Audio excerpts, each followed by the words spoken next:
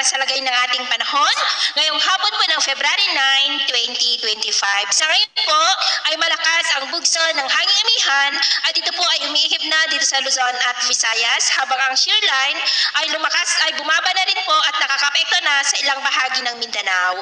At sa ating long range forecast ay wala pa rin naman pong bagyo na namamataan na tatawid sa ating kalupaan. Hanggang sa susunod na 2 linggo ay storm free po tayo, pero kahit na walang bagyo ay asahan pa rin natin ang mga pag-uulan sa ilang bahagi ng ating bansa lalo na sa silangan. Epekto po yan ng shear line at amihan hanggang pa sa susunod na mga araw. At yung hapon ay maulap ang kalangitan with isolated rain sa malaking bahagi ng Visayas, Southern Luzon, Cagayan, Apayao, northern part ng Isabela, Caraga, northern Mindanao, Zamboanga Peninsula, Socsorchen at Davao. At mamayang gabi po ay posible pa rin ng mga isolated rain sa malaking bahagi ng Mindanao, Kabisayaan, Bicol Region, Mimaropa, Quezon, Cagayan at Apayao. Kaya mag-ingat po tayo sa mga banta ng mga pagbaha at pagguho ng lupa.